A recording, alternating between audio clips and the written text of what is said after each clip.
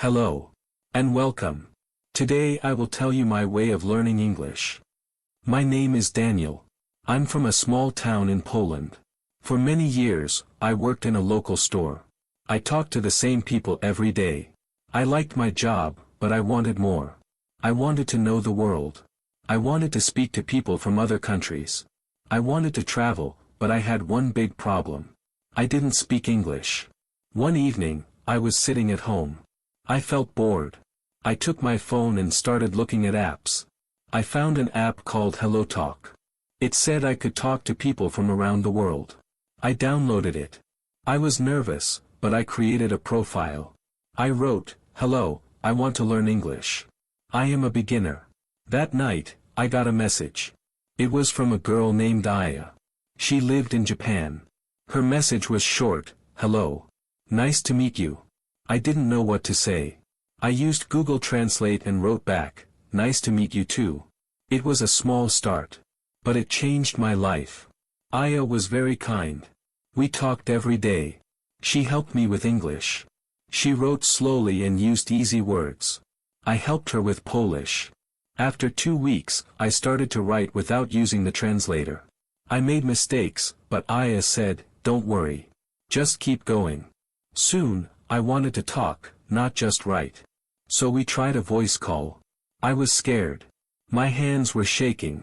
When I spoke, my voice was strange. I said, "Hello, Aya. How are you?" She smiled and said, "Wow, your pronunciation is not bad." I laughed. That moment was special. It was the first time I spoke English with someone from another country. After a month, I downloaded another app, Tandem. There I met Lucas from Brazil. He loved football like me. We talked about players, matches, goals. I learned new words like penalty, corner, referee. Our chats were fun. Lucas and I played FIFA online together and used English to talk. I didn't even notice I was learning. Then something strange happened. One day, I got a message from a woman named Fatima. She lived in Egypt. She asked, "Do you want to practice speaking?" We started talking on Zoom every weekend. One day, she said, "You speak well now." I was shocked. Me? Speak well? Just 3 months ago, I was using a translator. One day, Fatima said, "Let's play a game. I will describe a city. You guess the name." She said, "It has a big river. It has a famous clock tower." I guessed, London. She laughed, "Yes. Have you been there?" I said, "No. But I want to go." She said, "You should go. Maybe one day we can meet." That night, I opened Google and looked at tickets to London. The price was high, but not impossible. I started to save money. Every day, I worked longer hours. I stopped buying coffee. I told myself, this is for London. This is for the people I talk to.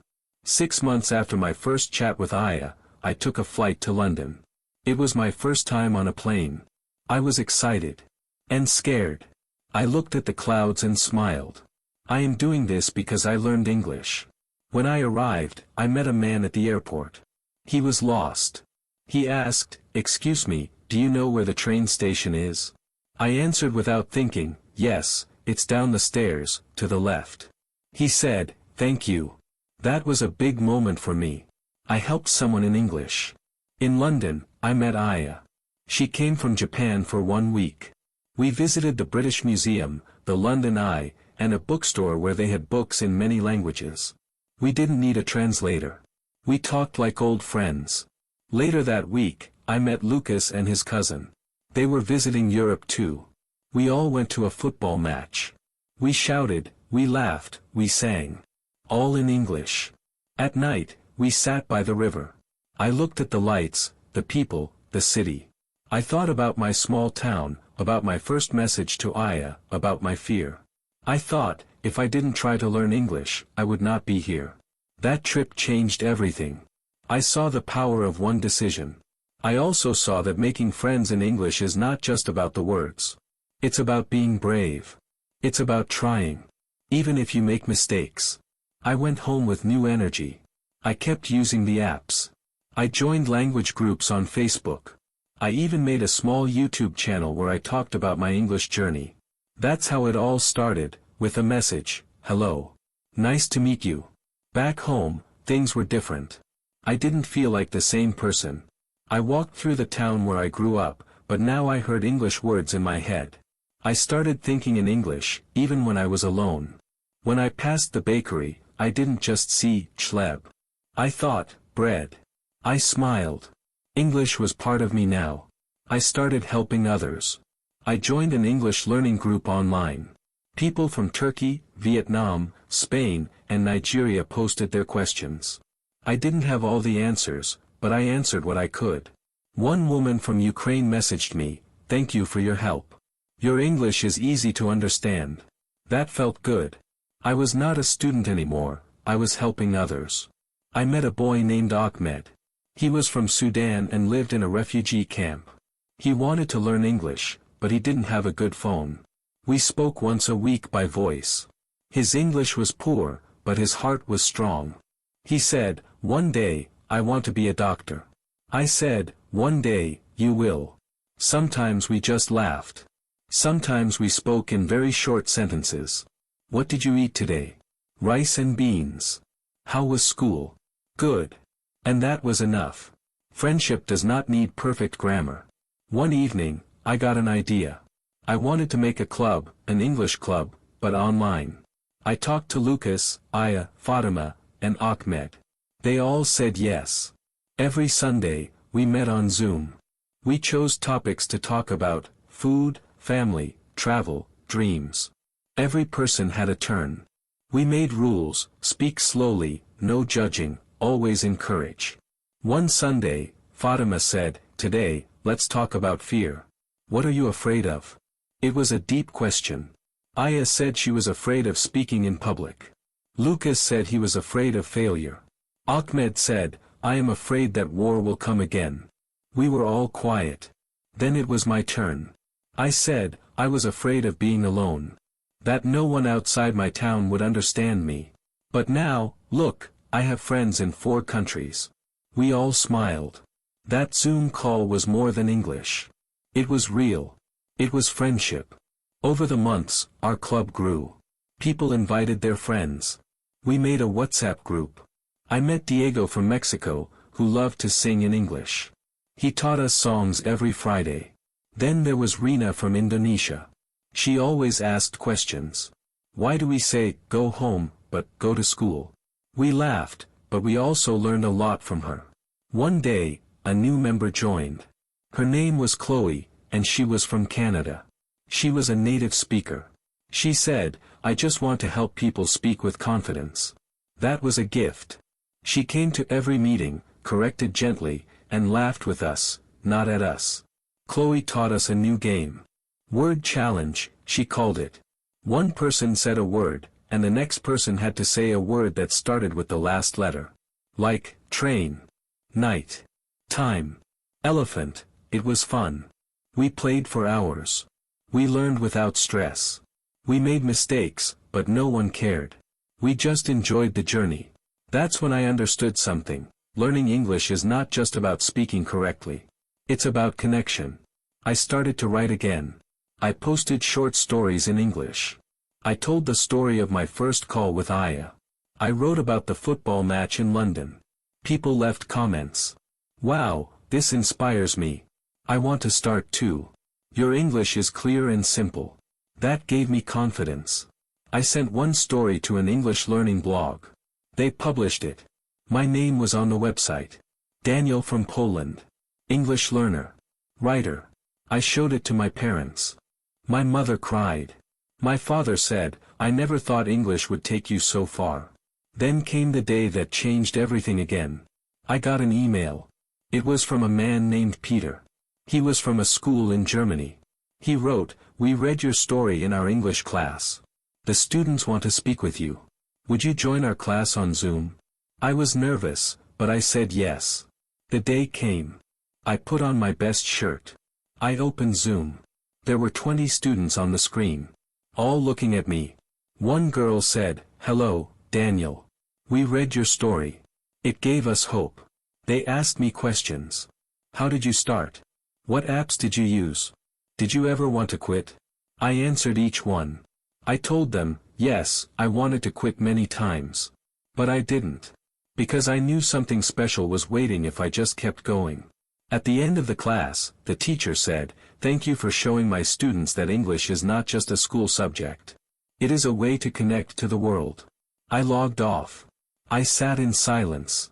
I thought about that boy from Poland. The one who typed "hello" into an app. The one who didn't know a single English song.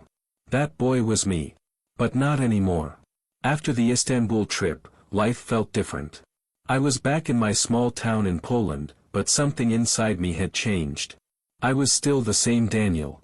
I still worked at the same store. But I no longer felt small. Because now, I had a world inside me. A few weeks later, something unexpected happened. I got a letter. A real letter, not an email. It was from a guy named Merrick. He lived 2 towns away. The letter was in English. He wrote, "Hi Daniel. I saw your story online. I thought no one else around here cared about English. Can we meet for coffee?" I smiled. Usually, people my age don't send letters anymore. But this one felt special. I met Merrick the next weekend. He was older than me, maybe 50. He wore a brown coat and carried a notebook full of English words. He had studied English by reading old newspapers and listening to BBC radio at night. He said, "I never had someone to practice with. You're the first." We talked for 3 hours. We spoke in English the whole time. We made mistakes, laughed, corrected each other, and talked about everything: books, weather, dreams. That meeting became a ritual. Every Saturday, we met at the same cafe. Slowly, other people joined us. An art student from Ukraine. A woman from Hungary who moved to Poland for love. A delivery guy who listened to English podcasts during work. We never called it a club. But it was one. One rainy day, Merrick said, "Let's take a trip." A short one. Just us. No plan. But we speak only English. I laughed. "Where do we go?" He said, "Doesn't matter. Let's just buy 2 train tickets and see what happens." So we did. We ended up in a small town near the mountains. There wasn't much to see: 1 bakery, a quiet river, and a hotel with only 2 rooms. But it was perfect. We spent the evening sitting near the river, talking in English about things we'd never said before. About regrets. About hopes. About the years we lost being afraid to try. The next morning, it snowed. I watched the snow fall in silence. Then Merrick said something I'll never forget. "You know, Daniel, people always talk about travel like it's going to New York or Tokyo. But for me, learning English was the real travel. I haven't left Europe. But I've lived 100 lives in this language." That night, I wrote that sentence in my notebook. A few weeks later, something strange happened. A friend from the Istanbul group, Diego, messaged me. "Daniel. I'm in trouble." He had planned to visit Berlin for a music contest. But he lost his documents and needed help fast. He was stuck in Dresden, didn't speak German, and didn't know anyone nearby. I said, "Wait. Dresden? That's not far from me." I called in sick the next day and took the early train. I didn't even ask myself twice. When I arrived, I found Diego at the train station, sitting on his suitcase, holding a guitar like a shield. "Man, I didn't know you'd come," he said. I smiled. "Well, what are friends for?" We went to the embassy, solved the paperwork, and found him a cheap hostel. That evening, we ate doner kebabs and sat on a bench near the river. We watched the lights of the city dance in the water. "Crazy how English brought us here," Diego said. I nodded. 2 guys from different worlds, sitting in Germany, eating Turkish food, speaking English. I'd say that's global peace in one picture. When Diego finally got his documents and left, he gave me a gift. A small notebook with a leather cover. On the first page, he had written, "To Daniel. You didn't just learn a language. You built bridges." Winter came early that year. In my town, the streets were quiet, the days short.